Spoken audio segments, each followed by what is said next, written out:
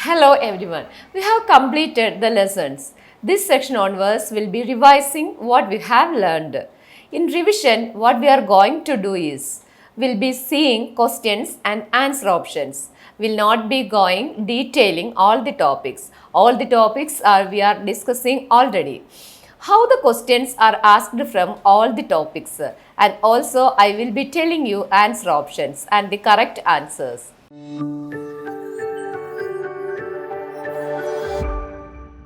So, we are starting with leadership management and team working. Leadership management and team working. In that, we'll see what's the responsibility of a nurse. Nurse must be professionally accountable and use clinical governance process. Nurse should be respond autonomously and confidently to planned and uncertain situations. A nurse must create benchmarking. First thing, that the nurse must be professionally accountable means whatever nurse is doing, she should be having professional skills to understand and do everything in the best way. Second one is, a nurse is using clinical governance process for what? To maintain and improve the nursing practice. The third one is, we know that in nursing all the situations are not planned. നമ്മൾ plan ചെയ്യാത്ത uncertain situations ഒക്കെ വരാറുണ്ട്. We don't know what is going to happen with the patients. Next moment. So in all the situations in patients, it's planned situations or uncertain situations. A nurse should be acting autonomously and confidently. So please remember this. Nurse also must create benchmarking. Why all these things done? This is to maintain and improve nursing practice. So please remember these points under leadership management and team working. The next topic is adult nursing. What is adult nursing? What is adult nursing focus on? Adult nursing focus on few things such as legislation for vulnerable people, geriatric and mentally healthy patients, etc. So, adult nursing mostly focused on these three categories. Please remember these three categories. That are vulnerable people, geriatrics and mentally healthy patients. What is acute illness? When we will consider a patient as acute illness, acute means 3 to 6 months. When the patient is ill for 3 to 6 months, we call the particular person as acutely ill. Now, chronic illness. A person is ill for more than 6 months. We call or consider the patient chronically ill. Acute is 3 to 6 months and chronic ill is more than 6 months. So, please remember this. What is the normal blood glucose level in UK? Which range is considered to be as normal level in UK? That is 4 to 8 ml is normal RBS in UK. We know that after lumbar puncture, a patient is kept under a particular position. So, what is the position you give for a patient after lumbar puncture? That is lumbar tap. After lumbar puncture, you keep the patient under 4 degree lying flat on the bed. എന്തിനു വേണ്ടിയാണ് നമ്മൾ പേഷ്യൻസിനെ ഈ ഒരു പൊസിഷനിൽ മാത്രം keep ചെയ്യുന്നത്? എന്തുകൊണ്ടാണ് prone position and supine പൊസിഷനിൽ കീപ്പ് ചെയ്യാത്തത്? This is to prevent CSF leakage. എന്താണ് CSF? നമ്മൾ ഓൾറെഡി പഠിച്ചു കഴിഞ്ഞു. സെറിബ്രോസ്പൈനൽ ഫ്ലൂയിഡ് ലീക്കേജ് പ്രിവെൻറ്റ് ചെയ്യാൻ വേണ്ടിയാണ് നമ്മൾ പേഷ്യൻറ്റിനെ 4 degree lying flat on bed പൊസിഷനിൽ കീപ്പ് ചെയ്യുന്നത്. So remember the position of the patient is kept after lumbar puncture. Then what is the main concern after this surgery? ഒരു സർജറിക്ക് ശേഷം ഒരു പേഷ്യൻറ്റിനെ നമുക്ക് പോസ്റ്റ് ഓപ്പറേറ്റീവ് വാർഡിൽ കിട്ടി, അല്ലെങ്കിൽ പോസ്റ്റ് ഓപ്പറേറ്റീവ് യൂണിറ്റിൽ കിട്ടിയെന്ന് വിചാരിക്കുക. Being A registered nurse, what should be your main concern? Your main concern should be the patient's pain status. So, what's your main focus on the pain? The main post-operative concern of an registered nurse RN is the patient's pain level. What is the position of a patient who is not internal feeding with abdominal surgery? Surgery. ഈ ഒരു സർജറിയിൽ നമ്മൾ പേഷ്യൻറ്റിനെ keep ചെയ്യുന്ന പൊസിഷനാണ് sitting position, upright at 30 to 45 degree low back. ഇനിയും 45 to 60 degree ആണെങ്കിൽ this is moderate. Enteral feeding ഉള്ള ഒരു പേഷ്യൻറ്റിന് അബ്ഡോമിനൽ സർജറിക്ക് ശേഷം നമ്മൾ കീപ്പ് ചെയ്യുന്ന പൊസിഷനാണ് സിറ്റിംഗ് അപ്രൈറ്റ് പൊസിഷൻ. അതിൻ്റെ ഡിഫറെൻറ്റ് ആംഗിളാണ് താഴെ പറഞ്ഞിരിക്കുന്നത്. 30 തൊട്ട് 45 ആണെങ്കിൽ ലോ ബാക്ക്, 45നും 60നും ഇടയ്ക്കാണെങ്കിൽ moderate. Now, what is the term NPO? NPO is nil per oral. We also can call this NBM, nil by mouth. എന്താണ് ഇതിൻ്റെ മീനിങ്? ഒരു പേഷ്യൻറ്റിനെ നമ്മൾ സർജറിക്ക് മുൻപ്, അതായത് 6 to 12 അവേഴ്സിന് മുൻപ് പേഷ്യൻറ്റിന് ഒരു ആഹാരമോ വെള്ളമോ കൊടുക്കുന്നില്ല. അതാണ് നിൽ ബൈ മൗത്ത് ഓർ നിൽ പെർ ഓറൽ എന്ന് പറയുന്നത്. Then what's the purpose? Why you are not giving anything to the patient? This is to prevent surgical aspiration. This is to prevent surgical aspiration. Now look at the term nocturia. What is nocturia? Nocturia means urinating at night. What is the term oliguria? That means less urine. And the next one is a question you will be asked that pyrexia is not evident in elderly. Choose the right option or why. Pyrexia or fever is not evident in elderly because of the aged hypothalamus. അതായത് elderly ആയിട്ടുള്ള ആൾക്കാരുടെ hypothalamus aged ആയിരിക്കും. So pyrexia is not evident in them. Will see how to measure crutches. Crutches use ചെയ്യുമ്പോൾ എങ്ങനെയാണ്? അത് ഓരോ പേഷ്യൻറ്റിൻ്റെ height different ആയിരിക്കും. അപ്പോൾ നമുക്ക് എല്ലാവർക്കും ഒരേ തരത്തിൽ യൂസ് ചെയ്യാനായിട്ട് പറ്റില്ല. It has been adjusted according to the patient's height. So, how you will measure that? There is a particular formula for that. Okay. And how we measure is that floor to axilla minus 2 inch. അതായത് ഫ്ലോറിൽ നിന്ന് axilla വരെയുള്ള length എടുക്കുക, അതിൽ നിന്നും 2 inch minus ചെയ്യുക. അതാണ് ഒരു പെർട്ടിക്കുലർ പേഷ്യൻറ്റിൻ്റെ ക്രച്ചസ് യൂസ് ചെയ്യാൻ ആവശ്യമായ length. Then what is Crohn's disease? Crohn's disease, also known as inflammatory bowel disease or GI tract infection. IBD or GI tract infection is coming under Crohn's disease. And moving forward to the next topic, that it's question again about the pathognomonic sign of ulcerative colitis. So many options will be given. Right answer is the presence of blood and mucus in the feces. It affects the rectum and large intestine. അതുകൊണ്ടാണ് blood and mucusഉം ഫീസിസിലൂടെ വരുന്നത്. Now we are going to see what happens in digoxin and lanoxin toxicity. Digoxin or lanoxin level ബോഡിയിൽ കൂടിക്കഴിഞ്ഞാൽ ഉണ്ടാകുന്നതാണ് ഇത്. Toxicity, that means overdose. Toxicity with the digoxin or lanoxin. And then what happens with that? There will be electrolyte imbalance mainly. Digoxin'deyo lanoxin'deyo toxicity ഉണ്ടായാൽ പേഷ്യൻറ്റിൽ ഉണ്ടാകുന്ന first and foremost thing is that electrolyte imbalance. Electrolyte imbalance ആയിരിക്കും. So electrolyte ഇംബാലൻസിൽ അതിൻ്റെ അണ്ടറിൽ ഉണ്ടാകുന്ന കാര്യങ്ങൾ എന്തൊക്കെയാണെന്ന് നോക്കാം. There will be hypokalemia. That means the potassium level will be low. And there is also will be hypomagnesemia. Magnesium level will be below the normal range. Next, there will be hypercalcemia. Most common sign എന്ന് പറയുന്നത് hypokalaemia ആയിരിക്കും. ഈ 3 ഓപ്ഷൻസും ഓർത്തിരിക്കുക. Potassium and magnesium level കുറയുകയാണ് ചെയ്യുന്നത്, calcium കൂടുകയാണ് ചെയ്യുന്നത്.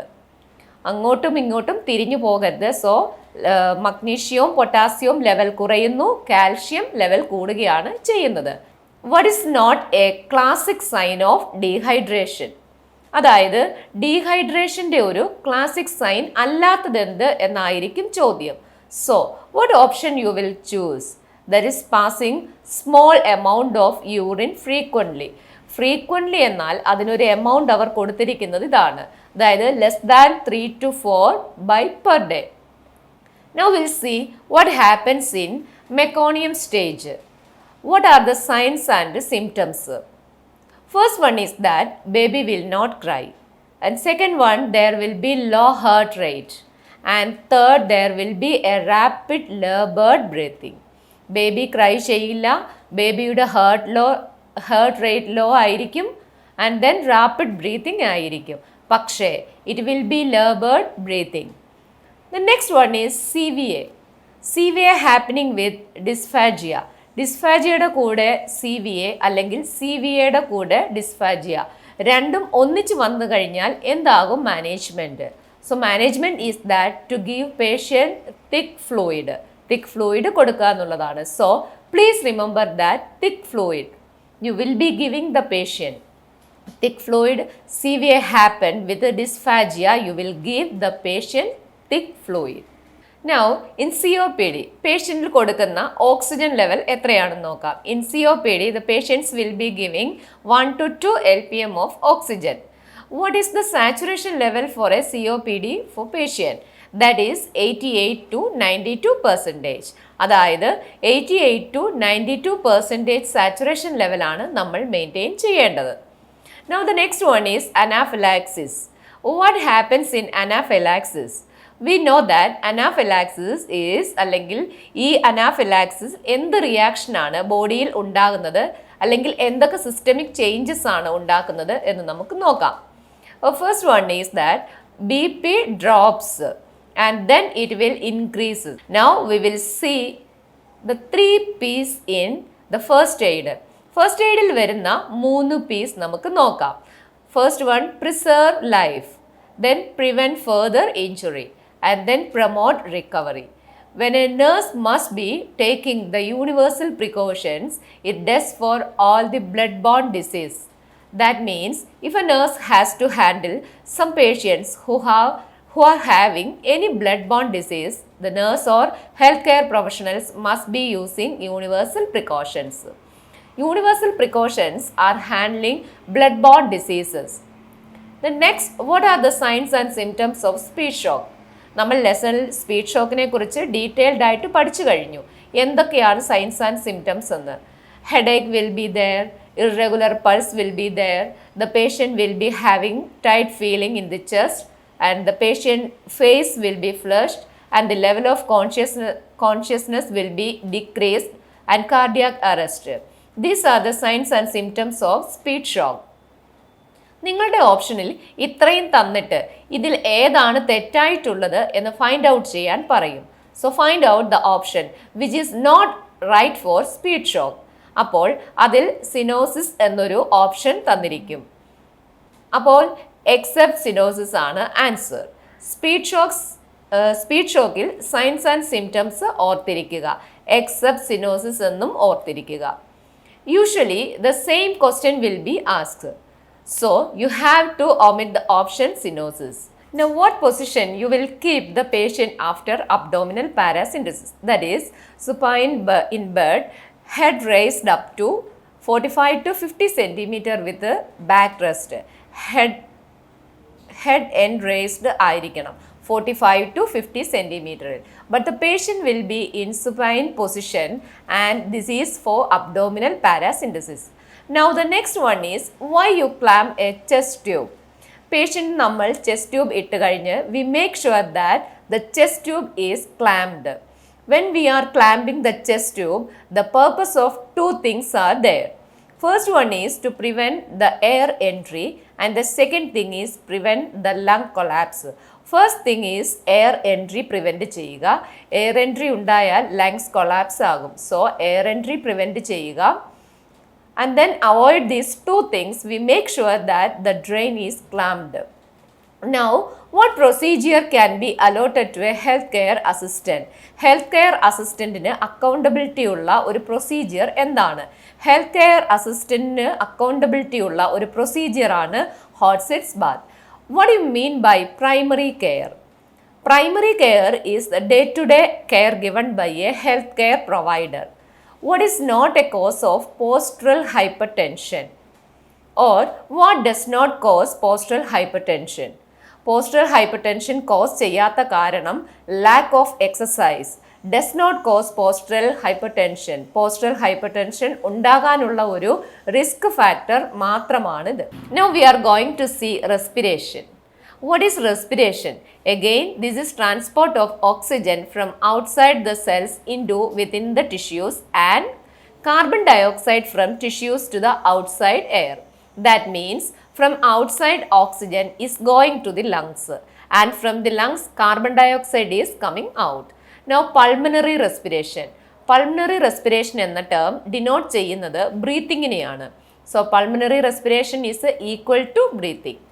Now, what's external respiration? External respiration means from the lungs, the oxygen is going to the blood, going into the blood. Lungsil നിന്നും ബ്ലഡിലേക്ക് ഓക്സിജൻ ക്യാരി ഔട്ട് ചെയ്യുന്നതിനെയാണ് external respiration എന്ന് പറയുന്നത്. Gas is exchanged from lungs to the blood and is known as external respiration. Now, internal respiration. What is internal respiration? From blood into the blood cells. അതായത് ബ്ലഡിൽ ചെന്നിരിക്കുന്നത് blood സെൽസിലേക്ക് transport ചെയ്യുന്നതിനെയാണ് internal respiration എന്ന് പറയുന്നത്. So external respiration is from lungs to the blood and internal respiration is blood to the cells. Now we'll see the water flow chart for pressure ulcers. നമ്മളത് detailed ആയിട്ട് നേരത്തെ പഠിച്ചിട്ടുള്ള കാര്യമാണെങ്കിലും just we'll go through it. 10+, it's denote to specialist memory form. നമ്മൾ ഏത് തരത്തിലുള്ള matrix ആണ് use ചെയ്യുന്നത്? 10+ ആണെങ്കിൽ specialist memory foam of Uratex type of mattress. And now 15+ ആണെങ്കിൽ 15+ at alternating overlay pressure mattress ആണ് യൂസ് ചെയ്യുന്നത്. And or it's called an equator. If the score is 20+, you will be using dynamic or fluidized. For a non-insulin dependent diabetic patient, how many portions of fruits and vegetables you give? എത്ര portion fruits and vegetables നമുക്ക് കൊടുക്കാൻ പറ്റും? 5 portion. ഓർത്തിരിക്കുക, 5 portion ആണ്. ഇനിയും IDBMൽ എത്രയും portions ആണ് നൽകുന്നത് എന്ന് ചോദിച്ചാൽ അതിൻ്റെ ആൻസർ ഇതാണ്. It's depends and no particular fruits and vegetables. It depends ആണ്. Okay, no particular fruits and vegetables portion ആയിരിക്കും. Then how will be the COPD patient's ABG reading?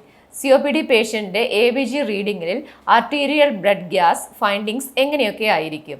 CO2 will be or PCO2 will be increased and patient PO2 will be low. Now what's the prion? Prion is transmissible spongiform encephalitis. This is very rare neurodegenerative disease. This is very rare neurodegenerative disease. There is no need to remember the definition. Okay, there is no need to remember this definition. I have just mentioned for your understanding. Okay, transmissible spongiform encephalitis, that is very rare form of neurodegenerative disease. Example for prion disease, and please be note down. Okay, Creutzfeldt-jakob disease. Creutzfeldt-jakob disease. Or we also called it mad cow disease. Mad cow disease. So, ഇങ്ങനെ ഓർത്തിരുന്നാൽ മതി. പ്രയോൺ Jacob disease. അപ്പോൾ പ്രയോൺ ഡിസീസിൻ്റെ മറ്റൊരു പേരാണ് Jacob disease എന്നുള്ളത്. ഇനിയും അതിൻ്റെ ഒരു expanded ഫോമാണ് Creutzfeldt Jakob disease or mad cow disease. Mad cow disease അങ്ങനെ യൂഷ്വലി ചോദിക്കാറില്ല എങ്കിലും ജേക്കബ് ഡിസീസ് ആൻഡ് ഇത് പ്രയോൺ എന്ന് ഓർത്തിരിക്കുക. പ്രയോൺ ഡിസീസിൻ്റെ വേറൊരു പേരാണ് ജേക്കബ് ഡിസീസ് എന്നുള്ളത്. ഇനിയും ഒരു ബയോപ്സി ചെയ്ത് 24 മണിക്കൂറിന് ശേഷം ഡെഫിനിറ്റീവ് ആയിട്ടുള്ള കോംപ്ലിക്കേഷൻ എന്താണ്? So what's the most definitive complication of biopsy after 24 hours of procedure? That is intraperitoneal haemorrhage. Intraperitoneal haemorrhage. Intraperitoneal hemorrhages is the most definitive complication of biopsy after 24 hours of surgery. What is not an expected complication after lumbar tap? Lumbar tapന് ശേഷം expected complication അല്ലാത്തത് എന്താണ്? That is infection. Infection ആണ് നമുക്ക് expect ചെയ്യാൻ പറ്റാത്തത്. Now, Crohn's disease ഉള്ള പേഷ്യൻസിന് നമുക്ക് എന്തൊക്കെ കാര്യങ്ങൾ ഫുഡിൽ ഇൻക്ലൂഡ് ചെയ്യരുതെന്ന് നോക്കാം. ക്രോൺസ് ഡിസീസ് ഉള്ള ആൾക്ക്. Okay, what should be not giving a patient to a patient with Crohn's disease except strawberries and seeds. So, Crohn's disease ഉള്ള patients strawberries and seeds കൊടുക്കാൻ പാടില്ല. What is not caused by prolonged working?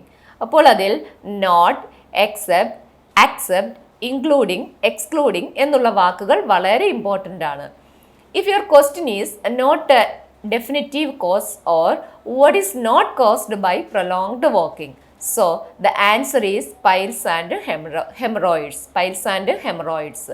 So piles or hemorrhoids prolonged working കൊണ്ട് ഉണ്ടാകാൻ സാധ്യത ഇല്ല. Now we are going to see NHS core values. Mainly there are 6 core values in the NHS. I'm just going to explain what are these. The first one is commitment to quality of care. What do you mean by commitment to quality of care? We have to learn from the mistakes. Commitment to quality of care, that is insisting, guiding or striving to get the basic rights for everyone. We are trying to get basic rights for everyone, okay? And we are learning from the mistake to build our success. Once again, I am going to summarize this for you. First one is commitment to quality of care. In that, we are trying to get the right for everyone at every time. And we are learning from our mistake to build success. The second one is compassion. In that, respond with humanity and kindness with each patient's pain, anxiety or distress. അതായത് നമ്മുടെ പേഷ്യൻറ്റിന് pain ആകാം, anxiety ആകാം or distress ആകാം. We don't know that the patient must be going through. But in all situations, a registered nurse must be responding with humanity and kindness. That's about compassion. And this is the second core value. The third one is everyone counts. That means we have to use all the resources for the benefit of the betterment of the whole community and make sure that no one is left behind. അതായത് കമ്മ്യൂണിറ്റിയിൽ അല്ലെങ്കിൽ സമൂഹത്തിൽ ഒരാൾക്ക് പോലും care കിട്ടാതെ ഇരിക്കാൻ പാടില്ല. എല്ലാവർക്കും ഈക്വൽ ആയിട്ടുള്ള കെയർ കിട്ടണം. നമ്മുടെ റിസോഴ്സസ്, നമ്മുടെ ബെനിഫിറ്റ്സ് ഒക്കെ കൊണ്ട് നമ്മുടെ whole community should be getting benefited. That mean no one is left behind. ഒരു പ്രത്യേക സമൂഹത്തിന് വേണ്ടിയോ പ്രത്യേക കാറ്റഗറിയിലുള്ളവർക്ക് വേണ്ടിയോ മാത്രമല്ല കെയർ നൽകേണ്ടത്. The whole community getting the benefits from our resources and no one is left behind. That is called every one counts. Now the fourth one is improving lives. That means we have to improve the health and well-being of the people with our NHS value, excellence and professionalism. നമ്മുടെ responsibility എന്ന് പറയുന്നത് നമുക്ക് കിട്ടിയിരിക്കുന്ന NHS experience and professionalism കൊണ്ട് എല്ലാ പേഷ്യൻസിൻ്റെയും health and wellbeing to maximum improve ചെയ്യാം എന്നുള്ളത്. So that is the fourth NHS value of improving lives. Now the fifth value is respect dignity. That means we have to value every person. അതായത് ഓരോരുത്തരും വരുന്നത് പല socio economic ബാക്ക്ഗ്രൗണ്ടിൽ നിന്നാകാം. Okay, some people will be having a very good understanding. Some people will having very low understanding. Some people are mentally challenged and some will be physically challenged. But a registered nurse should be able to respect or give dignity to everyone. Respect their aspirations and commitment in life. They must be dealing with different professions. So, we should not judging them and we should accept their commitment to everything. We should respect their point of view, point of values and we should be respecting that what they say. So, we should be respecting that what they can do and what they can do. അവർക്ക് എന്തൊക്കെ ചെയ്യാൻ പറ്റും, അവർക്ക് എന്തൊക്കെ ചെയ്യാൻ കഴിയില്ല എന്നുള്ള കാര്യങ്ങൾ എല്ലാം നമ്മൾ ഡിഗ്നിഫൈ ചെയ്യണം. The last core value is working together for the patient. എന്തെല്ലാം നമ്മൾ ചെയ്താലും whatever we do, what care we give and whatever responsibility we take, whatever we speak, everything working together for the patient. So these are the core values and its meaning: commitment to quality of care, compassion, everyone counts, improving lives, respect dignity, working together for the patients. These are the NHS core values. Next, we are going to see standards for medicine management, methods of supply of administering medicine. The first one is patient-specific direction, PSD. This means written instructions from a qualified registered prescriptioner, that is PSD. Now, the second one is medicine administration record, MAR. What is medicine administration record? This is not a prescription, this is just a direction to administer medication. അതായത് എങ്ങനെ medicine administer ചെയ്യണം എന്നതിൻ്റെ ഒരു ഡയറക്ഷനാണ് medicine administration or medication administration record. That is not a prescription, is a manual, അങ്ങനെയും പറയാൻ പറ്റും. Now the next one is PGD, Patient Group Direction. This is specific written instruction for the supply of administration of licensed named medication during vaccines to specific group of patient. Written prescriptions are there and which are given for only specific group of people. Fourth one is Medicines Act exemptions, which is remember all these points. Okay, and the fifth one is standard order, or we can say standing order. What is standing order? Not prerequisite under any legislations. What are the 6 rights of giving medications? We have learned about 6 rights, but for exam purpose we are looking at all 6 rights. It should be medicine should be given at the right time to the right patient through the right route. Medicine should be right dosage and you have to document it rightly, and then you should be giving right drug. So right time, right patient, right route, right dose, right documentation and right drug. These are the 6 rights of giving medicines. Any of the options will be omitted and any other options will be included in the exam. So we should be able to understand or identify which is the wrong option. For that you should know the right option. Okay. And then what's the term transposing? This is a pharmacist transcribe അതായത് ഇത് pharmacist transcribe ചെയ്യുന്നതിനെയാണ് നമ്മൾ transposing എന്ന് പറയുന്നത്. Now prescription is valid for how long? This is valid for only 3 months. Now what is MRN? Medical Record Number or Hospital Number.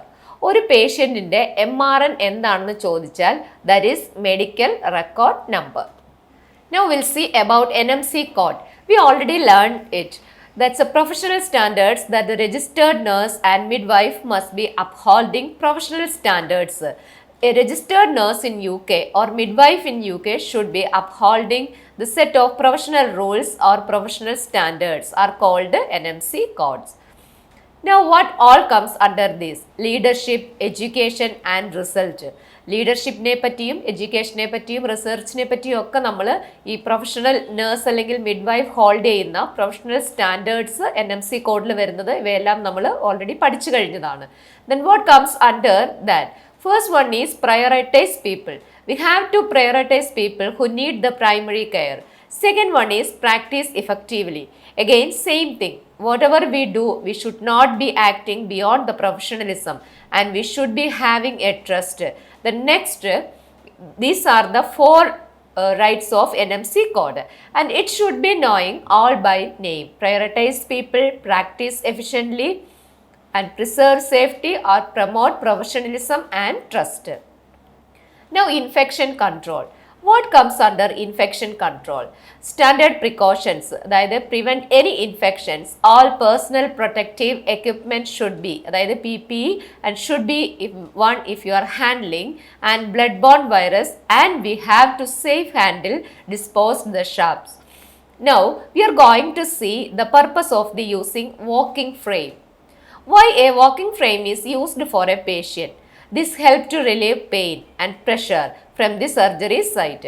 Especially പേഷ്യൻറ്റിന് ഒരു hip റീപ്ലേസ്മെൻറ്റോ നീ റീപ്ലേസ്മെൻറ്റോ angle സർജറിയോ ഒക്കെ നടന്നു കഴിഞ്ഞാൽ പേഷ്യൻ്റ് വാക്ക് ചെയ്ത് കഴിഞ്ഞാൽ ഒരുപാട് പ്രഷർ അപ്ലൈ ചെയ്യാനുള്ള സാധ്യതയുണ്ട്.